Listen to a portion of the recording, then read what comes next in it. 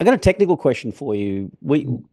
Chappie and I had recently had a long conversation about accuracy on the track. It's kind of like, a bit of a hot topic certainly in my brain, which has come from, my riding and feedback that I've had from other coaches. How much emphasis do you put on being accurate, really accurate on apexes and parts of the track there?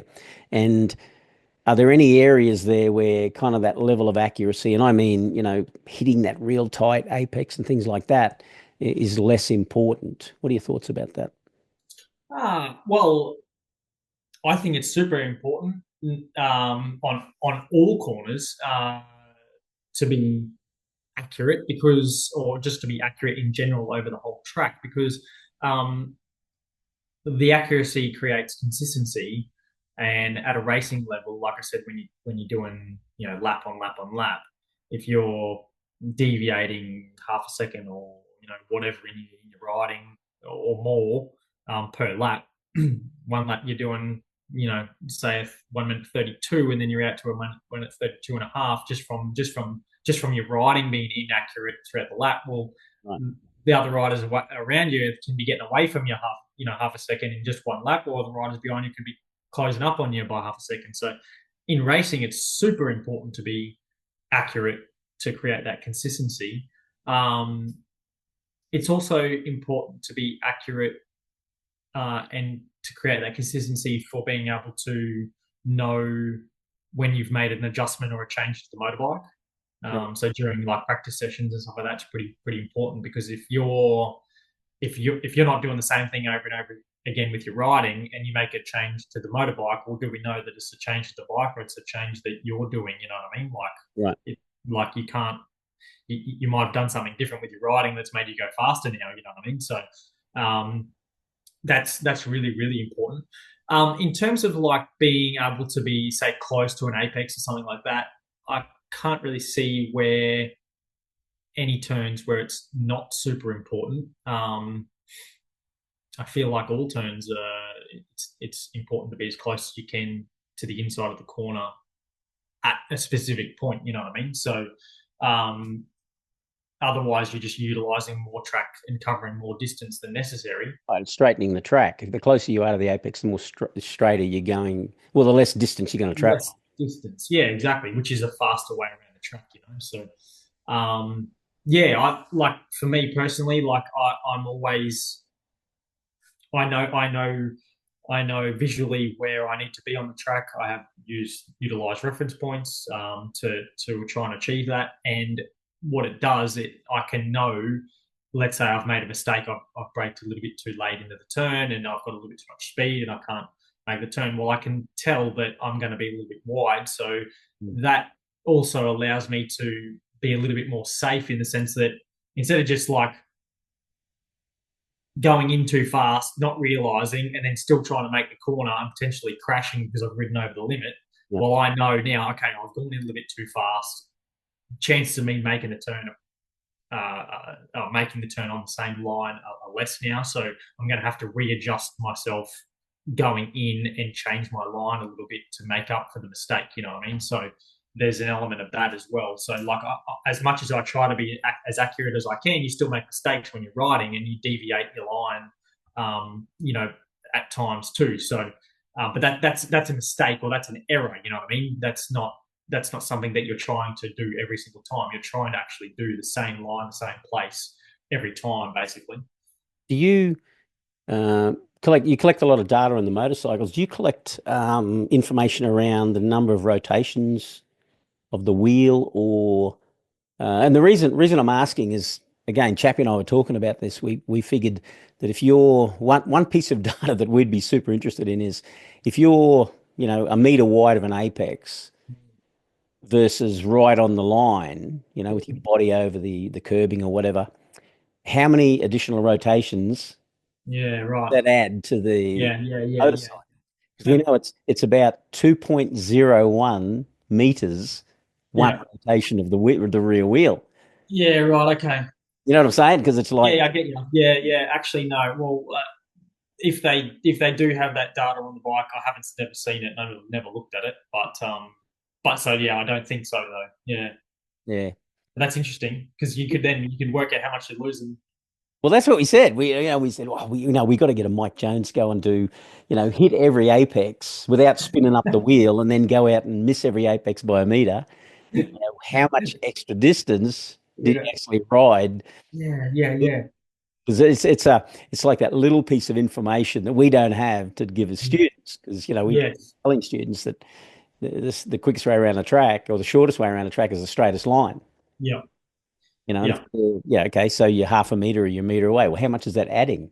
Yeah. If you could specifically say to them, hey, by being a meter wide of the turn Yeah. or 2 meters wide of the turn, now you cover an extra 10 meters distance or something, you know what I mean? Like that'd that'd be something that would light your brain up a little bit more than just being like, oh, I'm a bit wide, you know? Well, you imagine it like if you add a meter per turn, Yeah. Yeah. Yeah. two Yeah. meters per turn, you're adding 24, 12 to 24 meters to the Yeah. track. Yeah. Yeah. Yeah. Anyway, no, appreciate that very much. Yeah, no, like I said, it's not something that I'll have to ask. I'll have to ask my crew chief. So Yeah, I'd love to know. how many times the wheel go around? I got one last question for you. I was talking to Steve Brogy, and like he went out and he had his double R. I think he's got a video of it, and they used the video on their promotions. Did a 139 something on the S1000 double R with slicks on, and it's kind of set up for him. And then he tells me that you went out on the same bike and did like a 135. What what is the difference? Tell me what you think it is. Well, look, it's more speed in general around the whole lap of the track, right? You've got a higher average speed, but like how and where you do that can be different. But I'd say it's a little bit everywhere in the sense that it means that that I am holding the throttle on for a little bit longer, so I'm shortening my braking distance, which means that you're carrying more speed initially with the throttle open for longer, Yeah. decreasing your braking speed. Even let's say our mid turn speed wasn't, even if our mid turn speed wasn't any different, but let's say I opened the throttle earlier and started accelerating earlier than him. Well, then naturally you've just been faster on the way into the turn. Now you're accelerating out of the turn faster. Probably still would be a case of being slightly faster through the middle of the turn as well. But yeah, it's the whole part of the turn. It's just every bit of it's just a little bit faster. Yeah. A little bit faster with the braking, a little bit faster through the middle of the turn, a little bit faster with the acceleration. And the faster you go, that means you change your directions quicker. Yeah. This type of thing. So, Always but yeah, like for me, when I think about speed and stuff like that, it starts at the beginning, like at the beginning parts where you do the braking. You know what I mean? It has to start there. Yeah. And I can confidently say that I'd be able to hold the throttle open for longer before I started decelerating and Right. using the brake. Mm.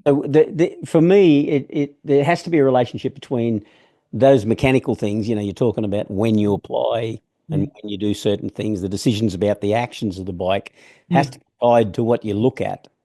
Yeah, right. So what predominantly do you do with your eyes? Yeah, right. Okay. You Yeah, well do, then maybe it's a sense of like how, because the time, like I guess the distance or the distance of where you're looking ahead yeah, determines how fast or slow you perceive you're going at. right. And so then like how your brain can process what's coming. I mean, obviously if you look really, really close to the ground, or close in front of you, then everything's going really, really fast and you can't process enough of what's going on, right? So having that right distance so that your brain can process the speed and process what's coming. And then and having the references so well, having good references and knowing when you're going to hit them and when to move to the next one. So I wonder though if then some of it is what's happening in the brain too. Like, I mean, as in like, yeah, because I'm sure Steve, with all the training and coaching that he's experienced, he can locate the references and see the references and know the distances and stuff too, right? So then is it just become how quickly your brain can process what's going on and do the actions, like how quickly it can process and do the actions together. Yeah. I don't know. Maybe you're Mm. just more talented than him. Yeah, No, but I think what's that's part.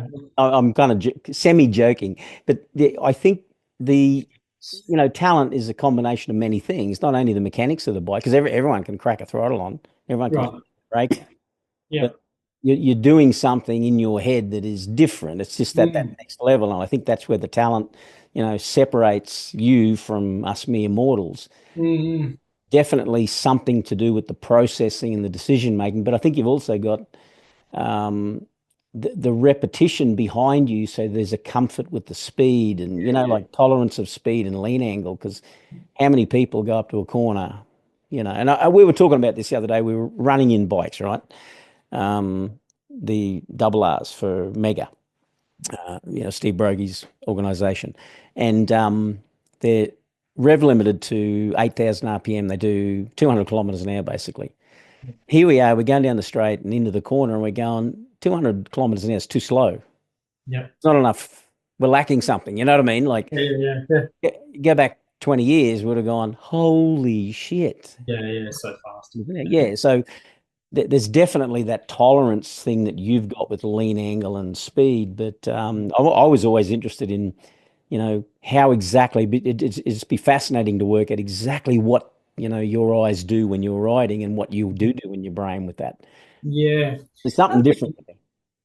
Yeah, for sure. Something else that I thought about as you're speaking then would be that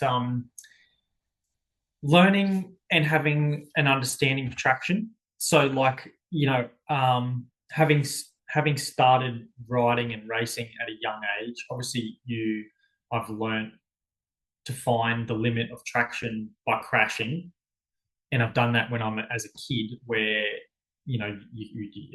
generally speaking, you don't get as hurt, you can recover quicker, like all this type of stuff. You know what I mean? So there's not so the fear is not there so much when you're a kid.